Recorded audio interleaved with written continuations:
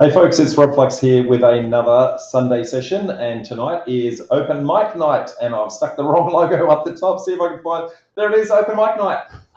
We're doing these the first Sunday of every single month, and so you can consider this a regular series moving forward. It has been a popular one that's come back from time to time, and we've got a bunch of questions that have been pre-asked already.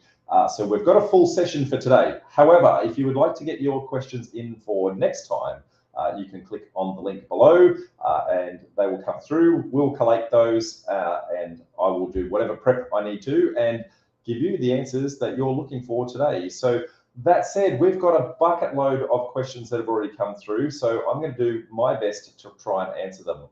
I do have a little bit of a raspy throat, so I'm going to take a drink from time to time. But folks, this is your show, your questions, and I'm here to serve. So let's see what it is that we can actually do to move things forward for you. So now this particular person, I'm not quite sure how to enunciate your name, so if I get it wrong, I humbly apologize. But Simran, I think, their question is, with construction costs being a moving target in the last few months, how do we make the feasibility reports more reliable? Now, they have a subsequent question to follow on for that, but I'm going to just speak to that one first. So firstly, you want to make sure that you are always making sure that you've got the most up-to-date construction costs as humanly possible. They are changing, they are a moving beast, and they've gone up anywhere between 10 and 15% in the last 12 months. So make sure you are keeping track of how that's going in your particular area. Now, the cost of materials have gone up, as has the cost of labor.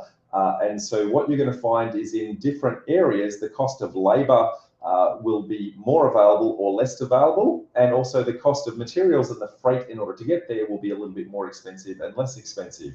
So you want to make sure, firstly, that you're making sure that you're dealing with builders in your local area. So they're going to give you the most up-to-date, accurate quotes in your specific region. On top of that, you want to make sure that you're regularly in contact with quantity surveyors that are familiar with your particular area as well, because they review a lot of jobs all the time from a whole bunch of builders, and they're watching those materials and the labor costs go up significantly all the time. So if you do those sort of things, you should have a fairly good view of the market and how that market is tracking, and also with relationships with your builders, that's going to give you some insights into where they see the costs going up. You'll find that they are generally given forward warning from all of their suppliers to say, hey, the cost of this particular material is about to go up. So you'll start to get the insights in that if you're keeping regular relationships with your builders and you're always in contact with them. So make sure you do that. Also, make sure that your contingency, I guess, during these turbulent times is a little bit fatter than usual. Now, when you're starting out, you might have a contingency of 10% for your construction costs. As you get better and better and better at things, you might reduce that down to about 5%. And when you're in turbulent times, you might push that contingency back out to the 10% mark. I'm going to say right now, I have my contingencies a little bit high. I don't tend to do as much construction because I do a lot of land subdivision. However, I guess wherever those construction elements are there on the projects that I am doing, at the moment, I've got the larger amount of fat sitting in there. There's also industry trends that you can keep track of. So CoreLogic has their construction cost index that they, release every single month. So you can actually see what that's actually doing across the market. That's going to give you a trend. So you can see how quickly things are starting to shoot off or how much they're starting to slow down, a whole bunch of things like that. So hopefully that helps massively in that. Now, you also had a follow-up question. So your follow-up question was, the GRV can look very different with a rapid increase with the RBA rates and what is the material impact that's going to have on property prices. Now, we've actually got a couple of people asking very similar questions, and so I'm going to try and bunch those together and try and answer that as a whole. Interest rates have been low for quite some time, or the cash rate, as the RBA actually refers to it as. That is the rate that the banks tend to interchange their money in between themselves. However, they do also interchange money in other places as well. So it's not the one and only factor that contributes to interest rates.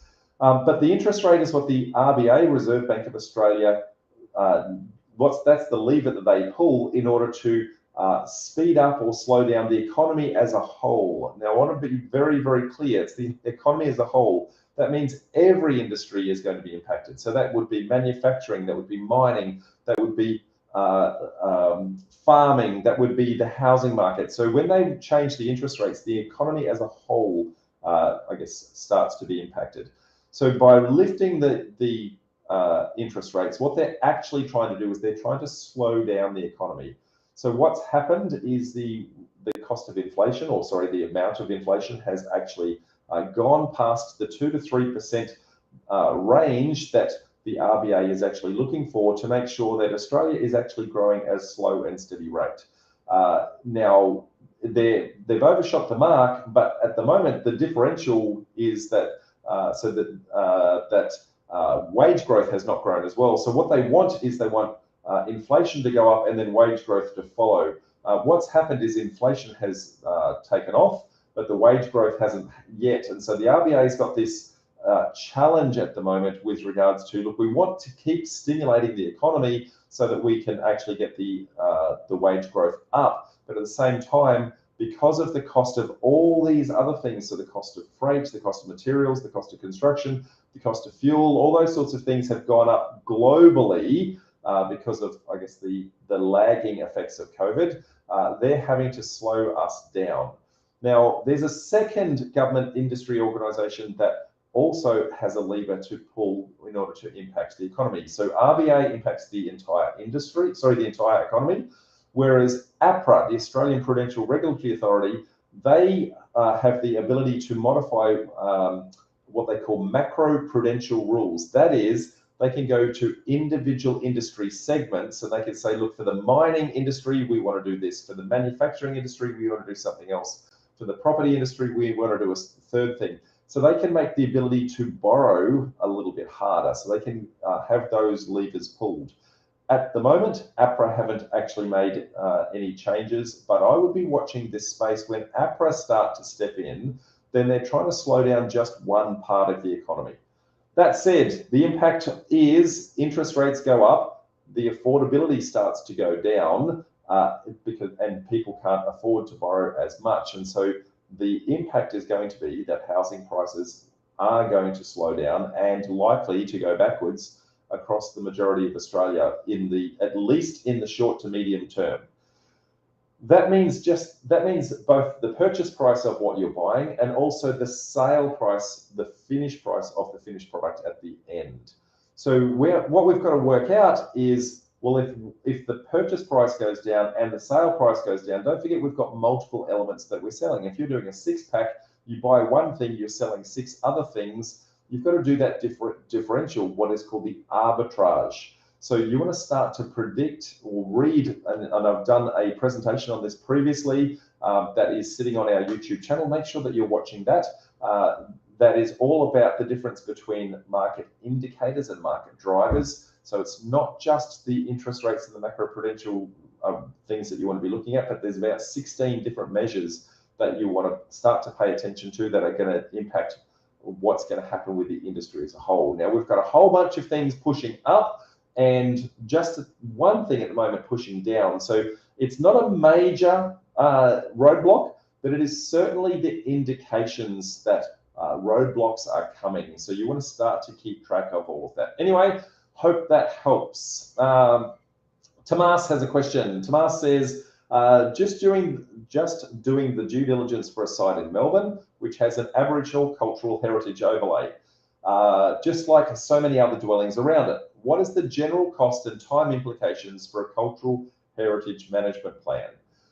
Good question, mate. So cultural heritage in this particular instance, what they're wanting to do is firstly do a report where somebody actually comes out on site, does a site inspection, and actually is starting to look for, I guess, cultural artifacts that might be actually buried in the ground. Now, they're going to do a range of things to actually determine whether or not those artifacts are there. Depending upon what it is that you're actually doing, if your soil is going to be exposed, they might come out and go sifting through the soil that you've already got. If they haven't, they might do some ground penetrating radar or things like that. What they're looking for is some artifacts that might be sitting underneath the ground. Now that report is probably somewhere between 2,000 and 5,000, depending upon the size of the property and the, I guess, the complexity of your deal, and I guess the significance of the report that's actually needed for that council. They are going to be slightly different for each council.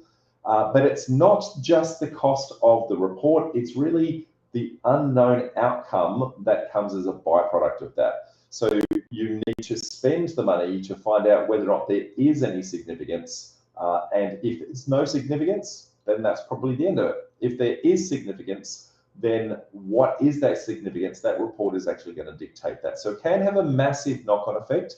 I would be making sure that you do that due diligence very early in the piece. Spend that small amount of money, I guess, before you go unconditional on your contract. Actually make sure you understand the implications of what that report actually says, and that's then going to determine your ability to move forward on that project or not. Anyway, hope that helps, Tomas. Lynn's got a question. Her question is, looking at a property that has a council stormwater drain with a manhole. However, there is currently no easement in place.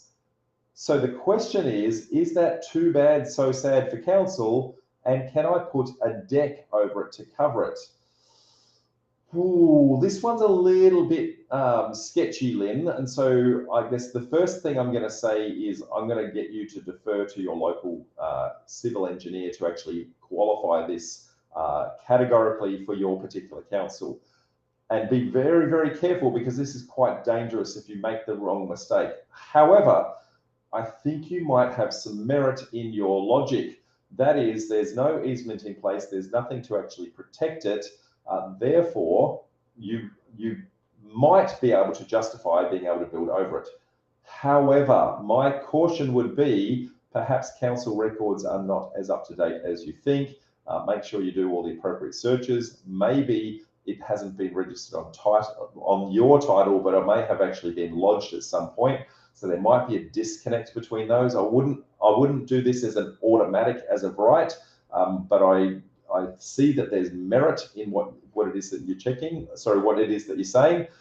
Go and speak to your civil engineer. Do the search of the council records. Make sure that there is actually nothing in place. Get your civil engineer to actually comment on it. But I think that you might actually have some merit there, and you may be able to build over.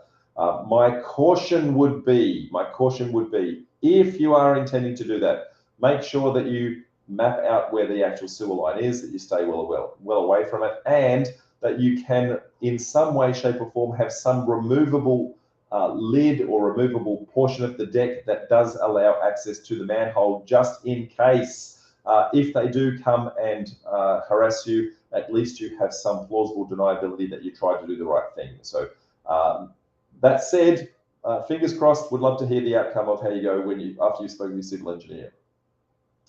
Next question is from Arnab. Arnab says, how big would the impact be of higher interest rates across cities and regional areas? Arnab, I've actually just answered that somewhat a little bit before, but it's basically going to have a downward push, I guess, on house prices, both of the raw sites and the finished product. Keep track of both the RBA, Reserve Bank of Australia, and also APRA, the Australian Prudential Regulatory Authority. The two of them combined are really going to be determining the impact, plus 16 other impacting factors. Go and watch one of my old YouTubes on that one. Okay, Paul has a question, bit of a long question. See if I can actually work this out. I've recently bought a property in southeast Queensland that I can do a 1:2 subdivision. My plan is to build a duplex on the newly created second block and do a cosmetic improvements on the existing 2-bedroom cottage on the first to improve its rental yield for me. I think that it's going to be a great block for existing cottages. Okay, that's the context. The question is, how do I generate equity at the DA stage? Okay, so I guess the reason for generating equity at the DA stage, I'm anticipating, is you want to tap into that equity in order to justify the funding of the construction of the tail. Okay, what we need to do here is you need to do what a commercial valuer would actually do, and that is what they do, a top-down approach. So what a commercial valuer would do is they're going to come in from the construction price. Sorry, let me rephrase that. Commercial value is going to come in with your construction lender, and they're going to do a top-down feasibility. So what is the finished product going to sell for? Subtract the the profit that you need to lock in as a developer in order to be profitable, then start subtracting all of the costs in order to do the project. Whatever is left over is what the value of that property would be if you were to sell that on as a DA stage. Because if you did sell it on, any incoming developer needs to lock in a profit. So if you don't leave profit on the table for that person, that basically nobody will buy it, which is why you have to do that top-down approach. Now, if you don't do it through a commercial valuer doing that approach, and you're trying to do it through a residential valuer, they likely won't recognize that soft equity that you're trying to tap into. The balance there is that if you're using a commercial valuer, that means you're using commercial loan. So it might be that you're paying slightly different interest rates, and you might have a little bit more equity in there. So hopefully that helps in that particular instance. Anyway, Paul. Chloe's got a question. Is it possible to estimate construction costs without asking a builder to quote? If yes, how? So this is a little bit of a how long's a piece of string question, Chloe, but you really, and I touched on this a little bit earlier with my answer through to Harizaman. So you really need to be talking to builders in your local area. In talking to the builders in that local area, understand the availability of labor in your particular area, understand the cost of materials in your area, because it is going to be slightly different. If you're in a regional area, there's probably less people there, so the labor rates are going to be much higher. The cost of freight in order to get materials there is going to be much higher, all those sorts of things. Where there is lots of construction work happening in and around your area, then all of your contractors are going to be ratcheting up their prices. If there's not much construction happening in the area, then either the labourers are starting to fight for jobs and drop their prices, or they're going to run away and go to other areas where there are plenty of jobs. So it's very much location based as to how the price of that goes. That said, talk to all the builders in your area, talk to local quantity surveyors who actually understand that process as well. And I would also recommend that there is a meetup that we did in Melbourne about 2, maybe 3 months ago. Henry Villa from Stone Horizon, he is a builder. He has given us a little bit of a magic formula in how to actually try and estimate what your cost of construction is, or what that's going to be, and how that changes from project to project. That said, it is really just an estimate. It is not a quote. If you don't have fixed materials and you don't know if you don't have a floor plan, if you don't know what your materials are going to be, if you don't know, does it need to be high, medium, or low spec, those sorts of things, then it's garbage in, garbage out. So you need to do a whole bunch of homework to say, what does my demographic want? What size property are they looking for?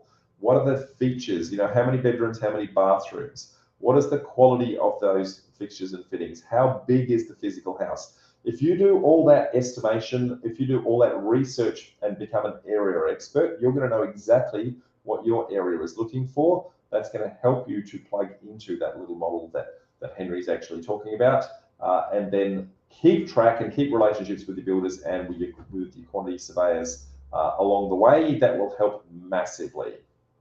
Okay, next question from Zlata. So their question, what do you consider a key point to never miss in a building contract? Actually, Zlata, there's many key points that you don't want to miss. There's no single one. So the first thing I'm going to say, and I cannot stress this enough, please make sure that you're using a construction lawyer, not just your normal everyday lawyer. You want someone who specializes in construction law, because it is a very, litigious minefield, and it is very easy to get caught up with the builder just providing a contract of their own. Okay, so make sure that you've got that in place. So the first part to that would be, and there's many parts. You've asked for one key point. I'm going to give you many. Okay, so firstly, is it a fixed price contract or is it a cost plus contract? Now, a cost plus contract says, well, if this is the cost of the materials and this is the cost of the labor, then the builder is just going to put a margin on top of that. Now, that sounds in principle like a really good idea, except that there is no actual control point that sits in there that says whether or not the builder is incentivized on getting the lowest cost of labor. So or the best price for the building materials or anything like that. So basically, you've written an open checkbook if you're doing cost plus, and the builder will just go, well, I need the work done. I'm just going to lock that in. And so off they'll go, and you have no idea what that finished price is. Most financiers don't like cost plus, okay? And so it would be quite rare for a financier to approve it, but many builders are actually trying to push for it, especially in the current market where everything's starting to go up. Fixed price, on the other hand, is clearly exactly that, fixed price. But when there is a fixed price, quite often they will have some small versions of that that are variable, and they are what they call a provisional sum or a prime cost, okay? So they're going to be small elements where they think that there's actually going to be some element of risk, or you're not quite sure yet exactly what materials you're wanting to put in there. So they put an allocation of money towards there, but the allocation is really just a budget.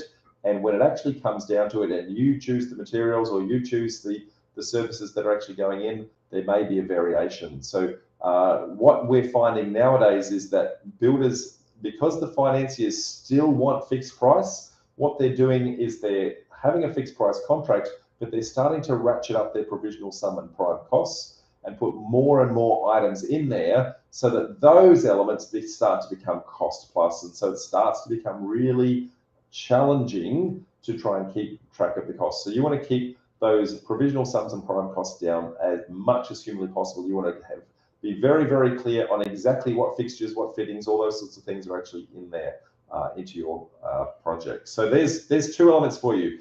Third one would be, what kind of contract is it? So is it a HIA, Housing Industry Association, or Master Builders contract, or is it an Australian standard style contract?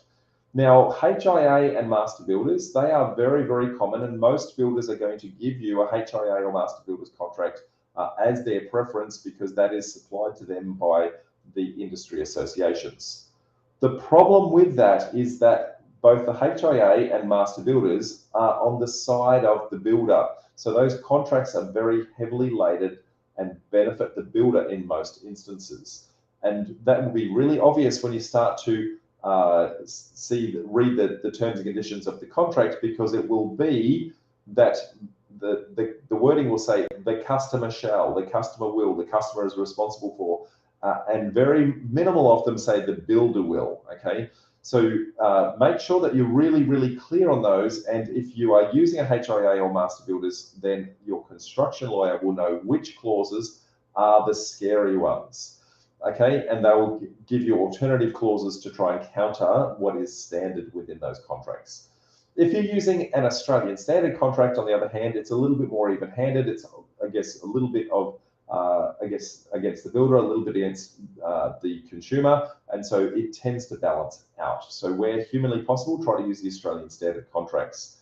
That said, the smaller the project you're doing, the more you're dealing with what is called a stick builder, the more likely they're going to want to use a HIA or Master Builder contract. As you get bigger and bigger projects, those contracts with HIA and Master Builders don't tend to work as well, and they start to become more commercial in nature. So if you're doing a 6-pack or a 10-pack or some apartment complexes, things like that, the Australian standard contracts start to become a little bit more in vogue. Next thing I'd start to look at, and this is one I see all the time, is liquidated damages, because the builder proposes some small, minuscule amount for liquidated damages. It might be $50 a week, for example, for every, or $50 a day for every day that they are actually late with a contract.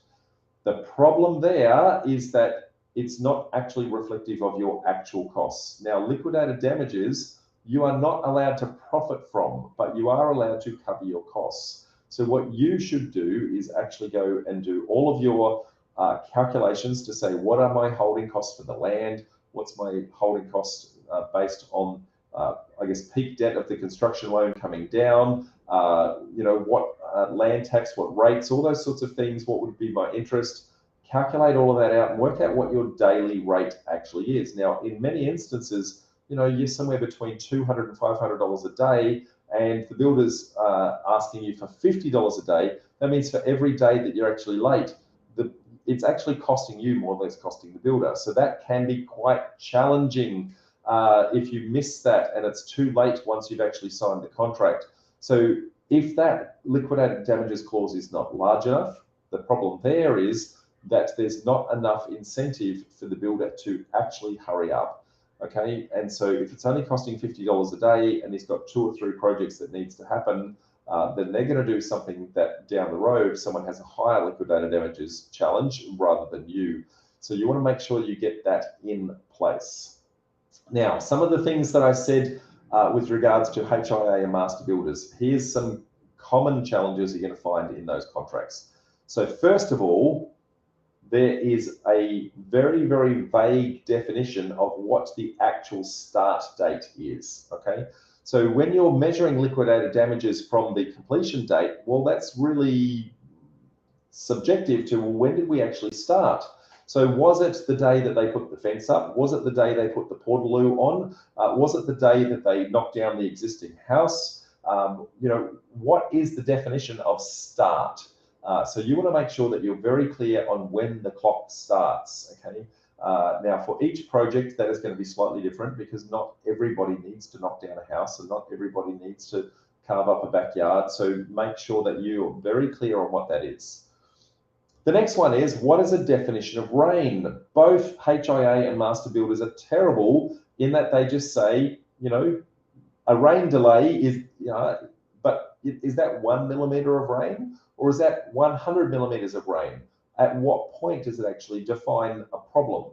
Now, Blind Freddy can tell you that when they're still trying to dig foundations and the soil is exposed as they're digging those foundations, rain at this point, that's going to slow things down and everything's going to turn to mud. And, 1 day of rain might actually cause 3 or 4 days worth of problem because of the fact that the ground has to dry up, okay? So, however, if you're at the stage when your roof is on, then the same amount of rain isn't really impacting anyone because they're all inside doing the work. So you want to actually have a little bit of a sliding scale to actually understand where that sits, okay? And the last one would be, what is the payment schedule? So typically you're going to have drawdowns on the project. So is that drawdown just based on a percentage when they say, hey, we've reached this milestone, it's just a percentage? Or are you actually having a quantity surveyor coming out and actually determining, well, you actually installed what you said you were going to install, therefore you made the claim for this charge, I can see you've actually installed it, yes, we're happy to pay. So you make sure that payment schedule is very clearly defined, that you understand how it's measured, and that your bank, more importantly, is on board with what that actually looks like, okay? Hope that helps. Next question I've got, I'm going to say is a little bit confusing. So it was submitted anonymously, and regrettably, that means that we have no ability to actually qualify that one. So if you were the person who sent a question about the 49-acre rural block in Tasmania, it might be best if you resubmit that next month because the question itself was a little bit confusing, didn't really understand what you're actually trying to get to there. So my humble apologies if that was you. We did receive the question, it just didn't make sense. So would love to help as much as I can where humanly possible. Claire then has a question. So hi, Rob, wondering how do you manage and mitigate risks when the market starts to head south? Oh, Claire, this is a big one. So firstly, I'm going to refer you back to one that I mentioned a little bit earlier, one of my previous Sunday sessions where we actually talked about the difference between a market indicator and a market driver. And you'll notice that every 3 or 4 months, I actually do a market update as well. And in that market update, I start to talk about the difference between a market indicator and a market driver. And I want you to start to understand this. A market indicator is typically what all of the media starts to report on, what your long-term buy and hold people who are doing property reporting start to report on. And an indicator is something that has already happened. So that is auction clearance rates. If that auction's just finished, so we know what the clearance rate was. Median house price, the sales have just finished, we know exactly what that is.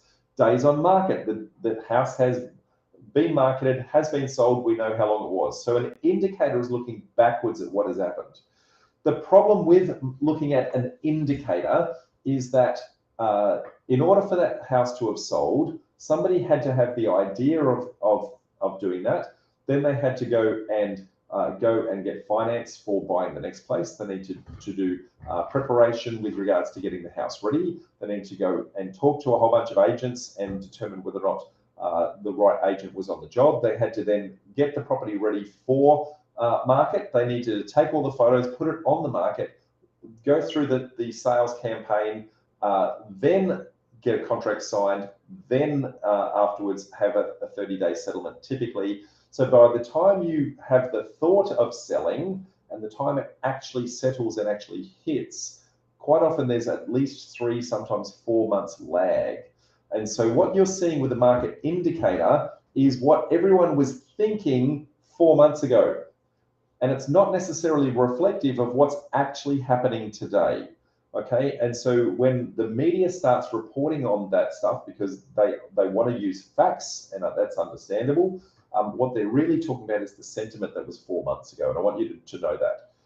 A market driver, on the other hand, is very different. A market driver is looking at 16 key elements across the market that are the thing that caused the market to move in the first place. So we're talking about government incentives, infrastructure projects, we're talking about supply and demand with regards to development approvals, building approvals, finance approvals, interest rates, Reserve Bank of Australia. There's a whole bunch more, okay? I'm not going to rattle them all off today.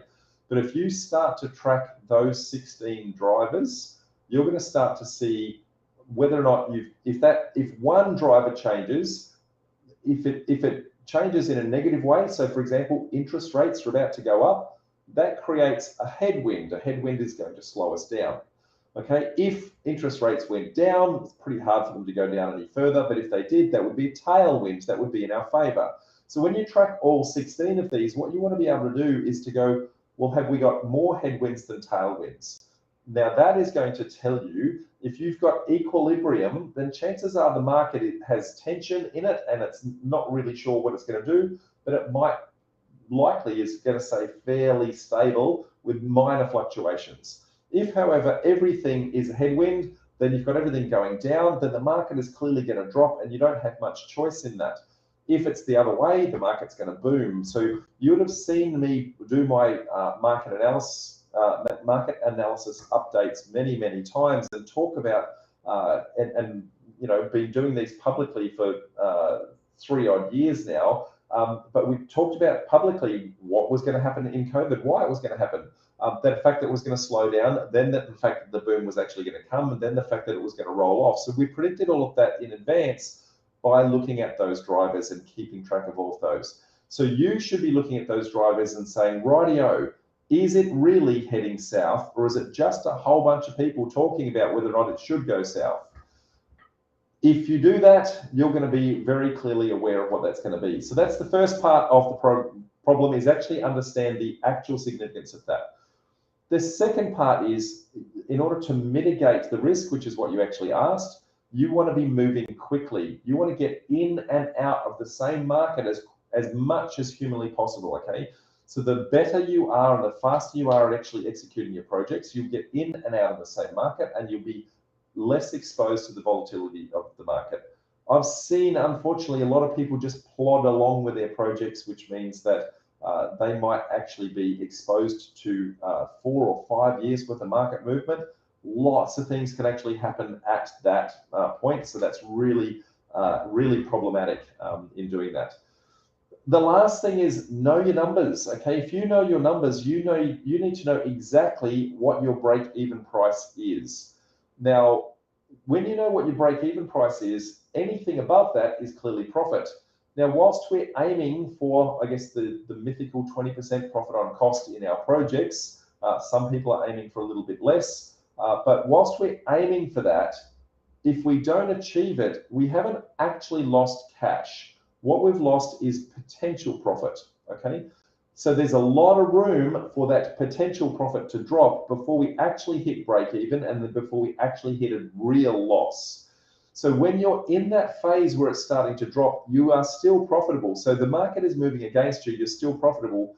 You need to be able to act swiftly, make decisions fast, and be able to say, well, am I prepared to just lose a small amount of that potential profit in order to get certainty? I'm just going to exit the deal right here, right now, because I know that this is going to get the cash off the table and limit my exposure, okay?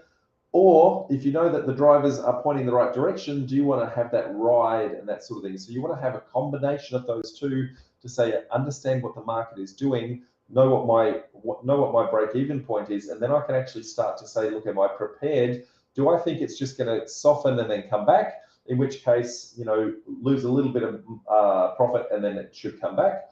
Or do I think the market's going to go crashing down and I want to get out of this deal as quick as humanly possible? And because of that, I'd be willing to pay a little bit of a premium for the builder to come in and just execute straight away, because if I do, I know I'll get out in the same market, right?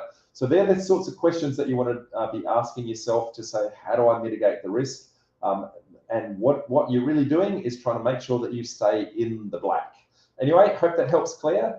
Last question that comes from Tony Gallagher. So Tony, he's got a very specific question. So he's looking at the Blacktown Local Environmental Plan. So that is a local planning policy for the Blacktown Council.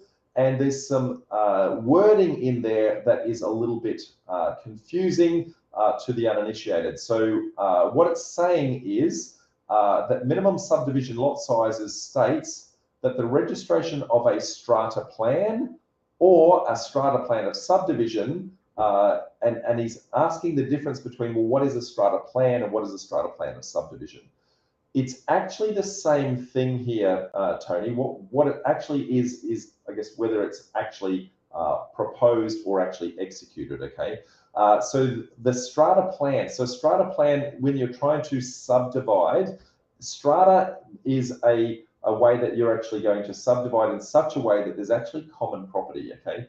So now in doing that, typically a strata plan would, because there's a common property, that means that there's going to be some form of strata management or body corporate, depending upon the location that you're actually in, or a building corporate, sorry, I'm trying to think what the terminology is in Victoria, but different terminologies for the same thing, but basically everyone in that particular project would have an ongoing obligation to pay a strata fees every single quarter, going into a sinking fund and that sort of thing, because there's something common, okay? Now in subdivisions, that's a lot less common a thing to do. It's a lot more common when you're going to see townhouses, apartment complexes, that sort of thing, because what the strata plan says is, look, this is what is your exclusive use area. So that is the insides of your building and maybe access to your backyard, but this is what is common. So it might be stairwells, it might be, I guess, visitor car parking, it might be the driveway, things like that. So when you're talking about a strata plan of subdivision, it might be that the way that the project is actually built, there might be 2 or 3 properties that might be sharing a common driveway by way of example. So if you have that, you're going to have some form of body corporate, because what happens if the driveway, I guess, starts to break down or needs maintenance or repairs, or what happens if the lights that are along the garden path that follow that driveway, what happens if they don't work? Those sorts of things. So we're talking about one and the same thing, mate. So hopefully that actually helps. Okay, folks, that was the last of the questions that were submitted in advance. So thank you very much for everyone who has actually submitted those questions as we went. I will see if I can find some questions as we're going. And a lot of people just saying hi that I can see, but no actual questions that are actually coming through.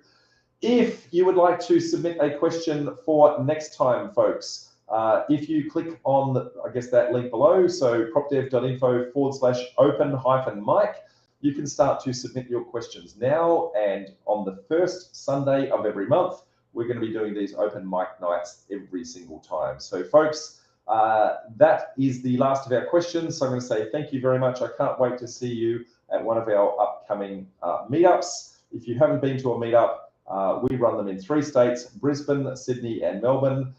So we've pretty much got an event on anywhere. And whether you are physically able to attend or not, we still live stream them. So you can click on the links below in order to come to one of those. So until then, folks, can't wait to see you all. And it's bye for now. Bye.